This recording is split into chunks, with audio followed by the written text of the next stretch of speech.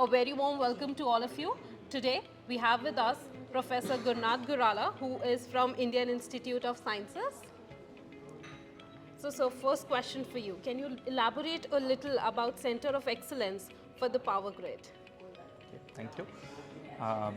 Center of Excellence in Cybersecurity for Power Grid Operations and Transmission is established by PowerGrid Corporation of India Limited. So in 2020, we have an open call from PowerGrid to all the premier institutions in the country for establishing Center of Excellence, and we have submitted a proposal. In fact, about 20 faculty members from different departments in Division of Electrical Sciences from Indian Institute of Science have submitted this proposal, and finally the proposal got accepted in 2022. In October 2022, we established this Center of Excellence in Cybersecurity.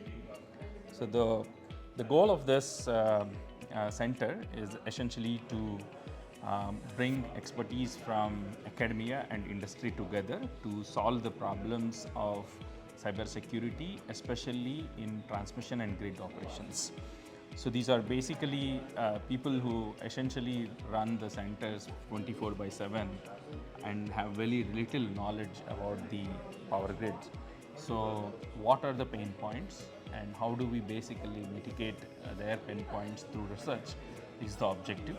So we are currently working towards security in the embedded systems, security of the protocols, and also we are looking at the minimal training that is needed for the operators so that they can handle the security aspects. So these are the aspects that we are actually working on. Those were great insights to have.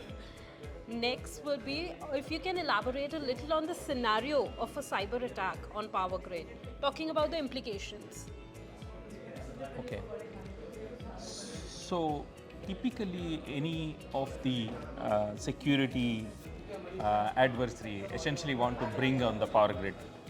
So just by doing one or two events, he's not going to bring down the system or collapse the system, because a lot of redundancy is built into the system over the years.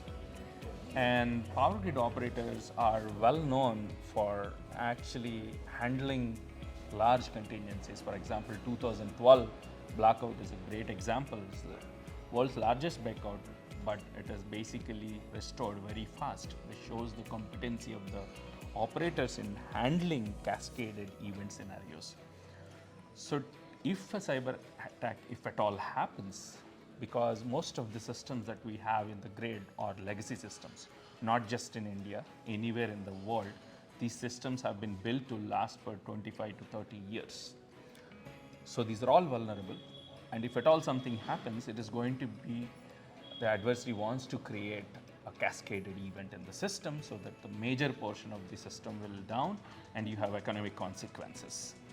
So an operator essentially should be equipped with abilities to analyze what could be the possible contingencies that can happen, and then you can basically have a remedial action schemes or restoration schemes so that you can quickly bring back the systems. So that's what I would expect.